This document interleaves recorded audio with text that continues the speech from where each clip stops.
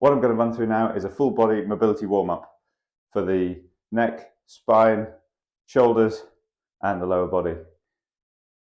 The whole thing will take about 20 minutes, but there's no reason why you can't split it into 2 or 3 sections of 5-7 minutes and use these throughout your week at different times.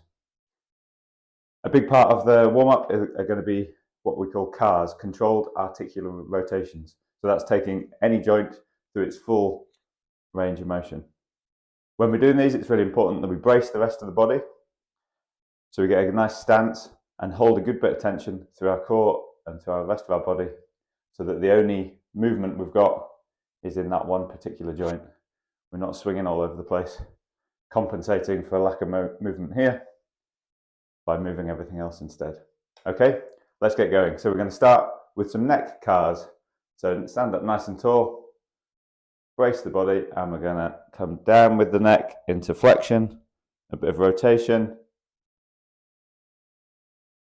and extension, and we're going to come all the way around nice and slow, nice and steady to build up some tension in that muscle. As we go through these CARs, we're only going to move through a comfortable range of motion. So if there's anything that's a bit sore or a bit sticky, just back out of that range a little bit. We're going to do 4 reps in each direction, trying to build up to a maximum safe range of motion as we go through. Last one in this direction. And then reverse. Rotate, side bend and extend. Rotate, side bend and flex. Doing it nice and slowly allows the muscles involved a bit of time to do some work. So as well as warming up the joint, we'll build a bit of strength in all the supporting muscle tissue as well. One more in this direction.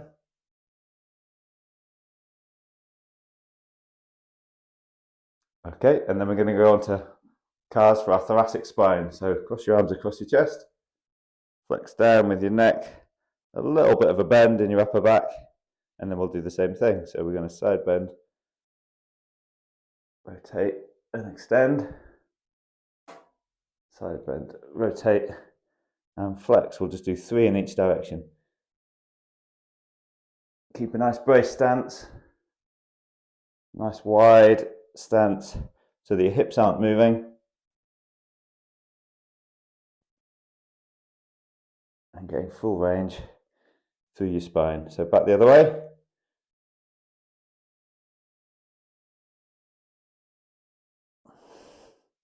If you're holding a good bit of tension in the rest of your body and working through a full range, this should start to feel relatively hard work. Okay, from there, bring your arms up over your head, and we're just going to go into side bends. So there's no rotation in the shoulders, just going across to the side and going down as far as you can under control, and then coming back again. We'll do 3 to each side. There's one. You might notice that you've got more range in one direction than the other.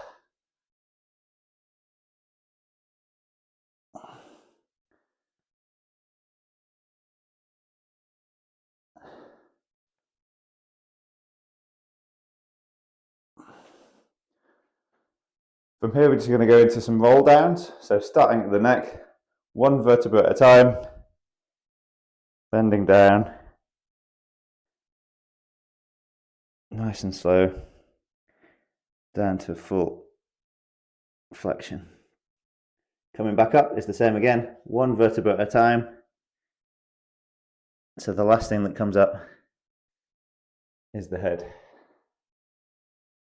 You should have some movement in every single one of these vertebrae, not just one big hinge in the middle.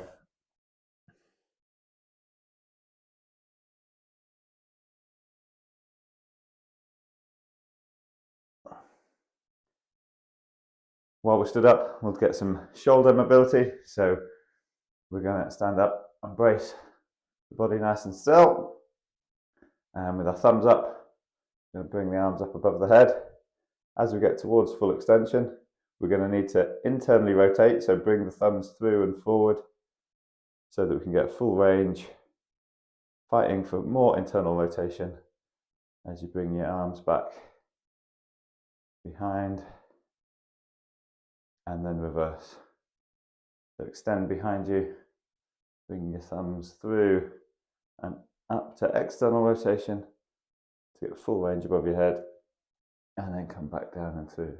So we're going to do 3 of those.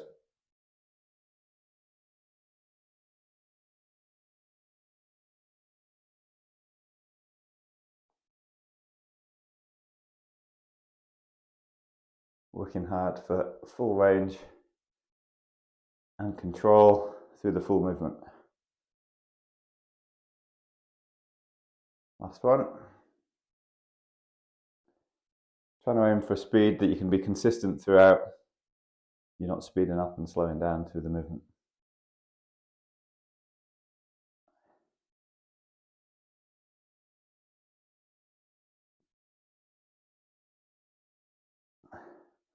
Next, we're going to go on to scapular cars. So bringing your hands up in front and punching out. Elbows and arms going to stay nice and straight, and it's just the scapula that's going to move. As we pull back, lift up, extend, drop them down, pull back, lift up, extend. So the only thing that should be moving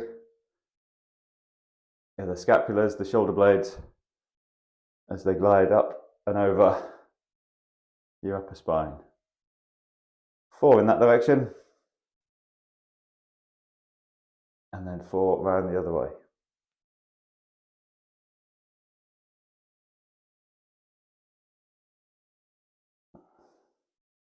Last one, I think.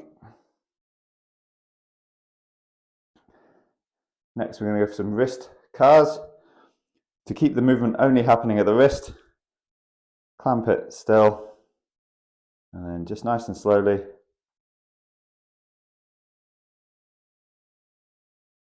we're just going to do 3 rotations in each direction.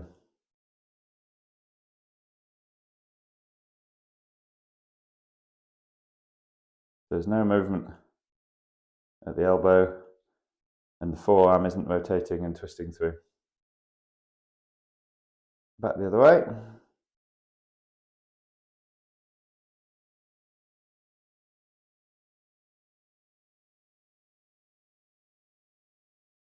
And then switch over.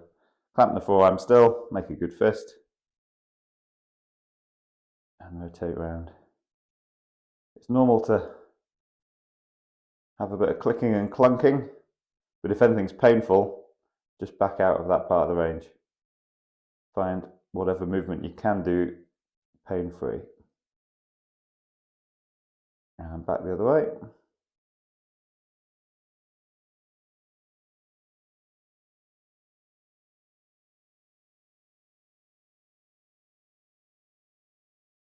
Check those out. Okay, and then we're going to go down onto all 4s. So we're going to have some thoracic rotation.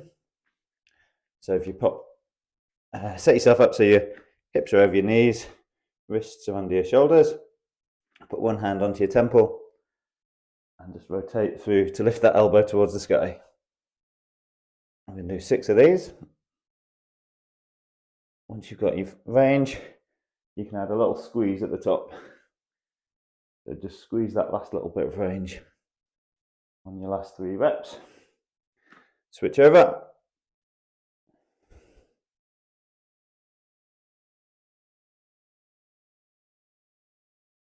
Add the squeeze.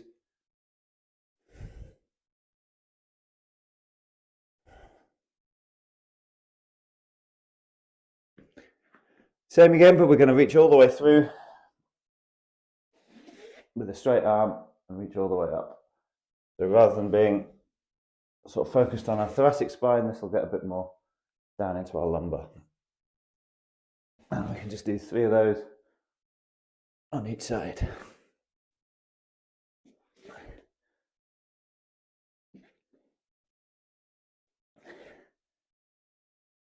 Last one.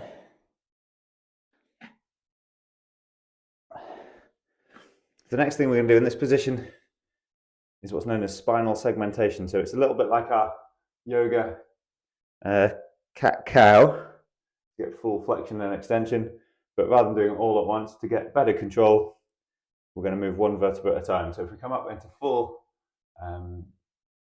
extension, so we tuck the pelvis under, a nice curve, and fully extended with the neck. Starting at the pelvis, one vertebra at a time, we're going to tuck the pelvis under and then slowly walk that up the back in a wave. Last thing is tucking down at the chin. From there, again starting at the pelvis, extending one vertebra at a time, coming through. That's one. We'll just do this 3 times.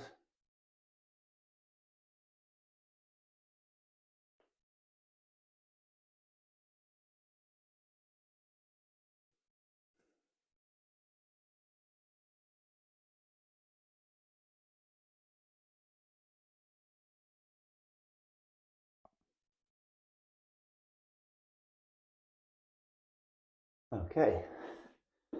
While we're on all fours, come down onto your front, hands as if you're going to do a press up, but then just extend through with the spine and push up with your hands into your cobra position, just to get a good stretch through your abdomen, and relax. And come back up a little bit higher,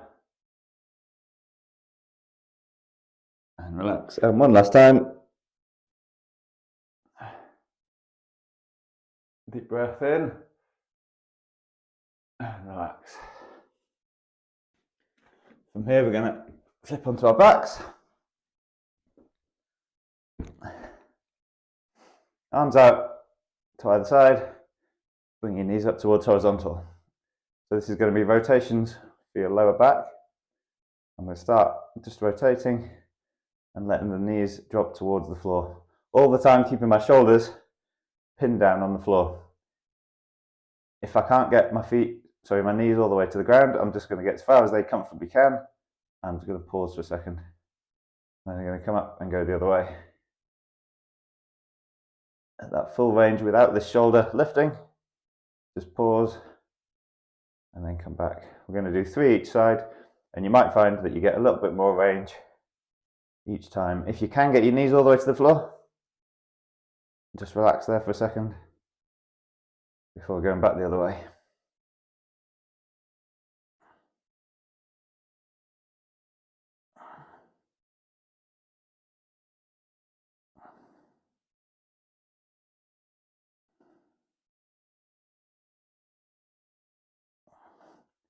Again, it might be easier one direction than the other. From here, if you straighten out one leg and turn so that that hip is against the ground, and then with the upper leg, all we're going to do is little circles, little cycling motion, and that'll just help to mobilise your SI joint, so that lower part of your spine and sacrum.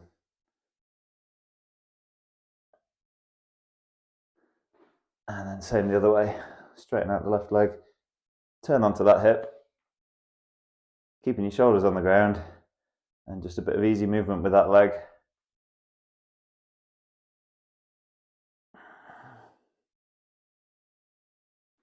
And relax.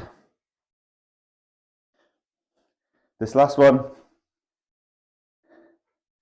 is very much one to do at your own level.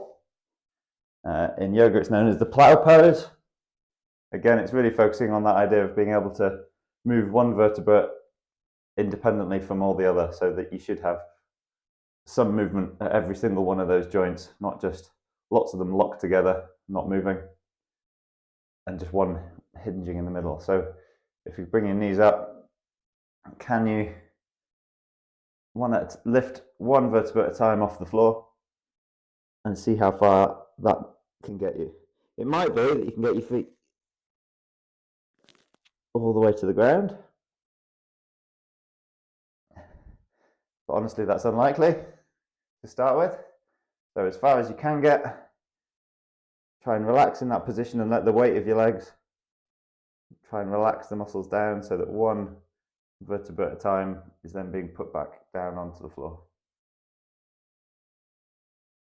Do 2 or 3.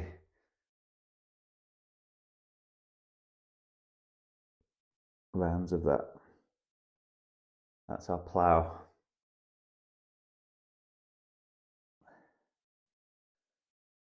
But a healthy spine should be able to go into full flexion through its full length. Okay, that's the upper body done. Now we're going to move on to the lower body. So we're going to start with hip cars. So if you set yourself up in a nice straight line, hips stacked vertically, arms out in front of you for some support. For this one, you've really got to brace through your full body, through your core, and through that other leg, so that the only thing that moves is this hip as you bring your knee up towards your chest. Lift it up to adduct it away from you. You'll then have to internally rotate it to be able to reach back and down to the knee, and then reverse. So extend out behind you, externally rotate it as you bring it up, and then down in front. So we should be getting a full range on that hip.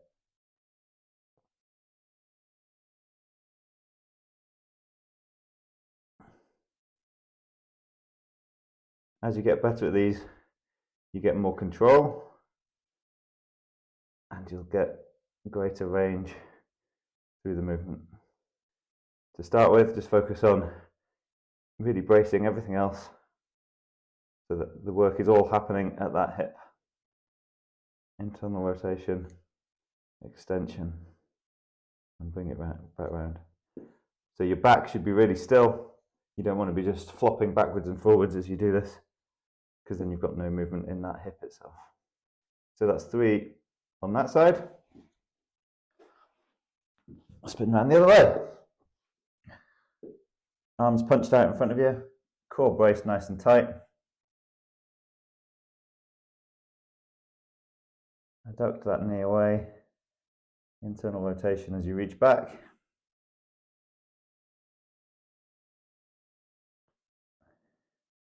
Extend, rotate, bring it through.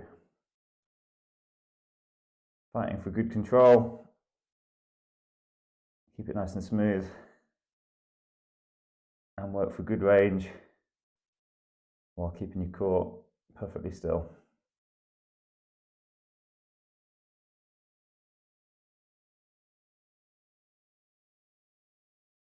And I'll do one more.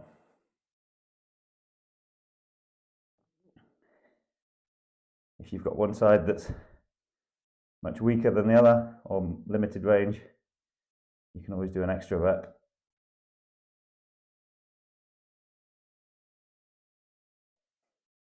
Excellent. Now we can stand up. Continuing to work on the hips, we're going to do some aeroplanes. So we're going to go onto one leg. We're going to hinge forward at that hip. If you want here to get some balance, we're then going to lift this other hip up to open out and come back down again. Yeah, if you need to balance to do this, that's fine. Really working through some good range. Feeling that hip joint really opening up. And we're just going to do 5 on each side. That's 4. One more. If your hamstrings are really tight, you might not be able to get into that horizontal position. So just get as far as you comfortably can and work from there. Same again, opening up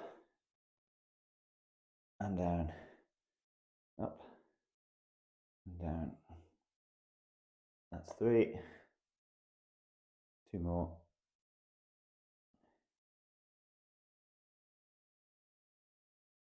5. Next, activate and get some length through the hamstrings, we're going to go to single leg deadlift. So on one leg, again, hinging at the hips, keeping the knee not completely locked out, but just a little soft knee. Hinge at that hip, and if you can, go all the way to the ground. We're going to get a full rep. Fight for your balance. That's 3, 4, 5. Again, if you can't reach all the way down to the ground, set yourself up with something to aim for so that your reps are consistent as you go through. Over time, you might find that that range is easy to extend one step at a time down towards the full ground. That's 5.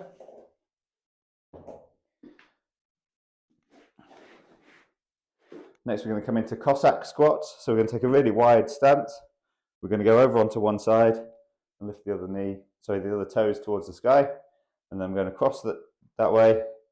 But I'm not going up and over. I'm just going straight across, backwards and forwards. You should feel this opening up through your adductors on the inside of your knee. And over time, again, you can work for more and more range. You might get the odd click from your knee, but that's fine. That should be in 5 each side. Warm up and lengthen through the quads and the hip flexors. We're going to go to some split squats. So a nice wide step forward and then come up so you're on the toe at the back. So from here, we should be able to go straight down and find ourselves with both knees in a 90-degree position. If you're finding that you've got tighter angles and your knee is further forward than this toe, just take a little bit more of a step forward. And then we're just going to come straight down and up. You should feel a bit of a stretch in the front of this quad. And if you think about really tucking your pelvis under, pulling your bum in, you'll get more of a stretch and activation in those hip flexors. Again, we're just going to do 5 nice and smooth reps there. And then swap over. Tuck that pelvis under. We're just going straight down and up.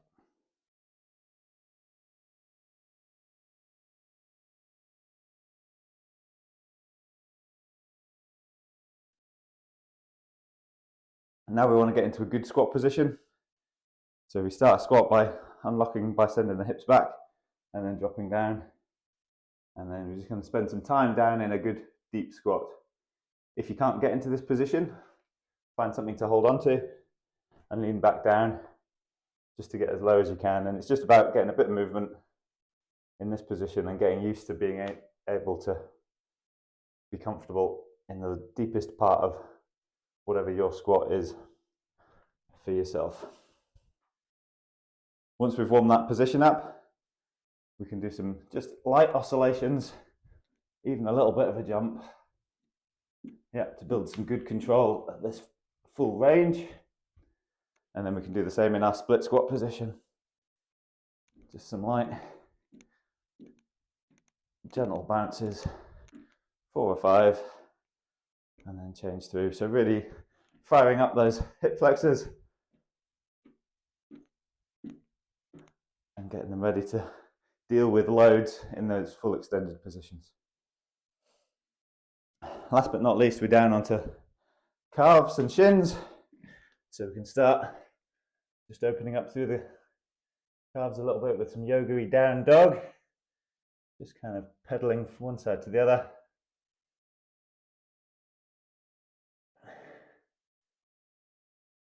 From there, we're going to come onto the shins. And ideally, you want to be able to get the front of your shin flat down onto the mat. But just get as far as you can and sit back so you feel a bit of a stretch for a second.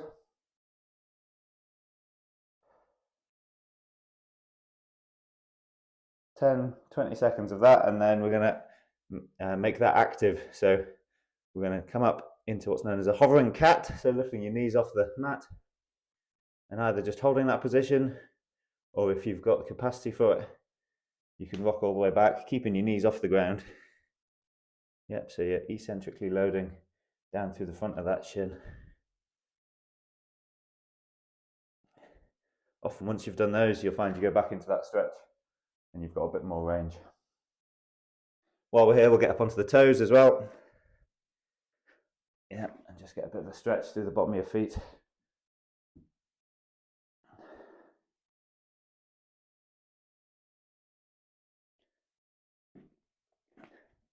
Next, we're just going to mobilise with some ankle cars. So again, get yourself in a nice balanced position. And we're going nice and slow and steady. The only thing that's moving is the ankle. And then also adding a little bit of inversion and eversion. So thinking about pointing the base of your foot off to the sides as well. So getting full range with a really active foot. Keeping it slow enough that the muscles are doing some work and you're getting right into the full range on all the way around the movement. Yeah, returning the other way.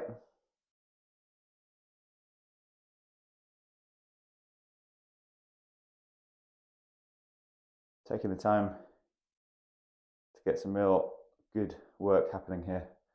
I'm not just wiggling my feet about for a second. Yeah, same on the other foot. 5 really good purposeful reps in each direction. There's 2.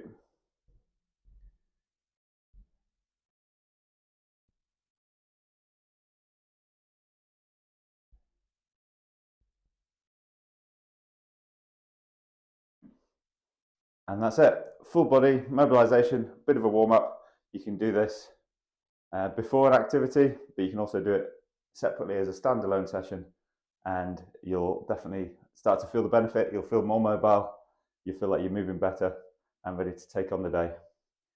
Cheers.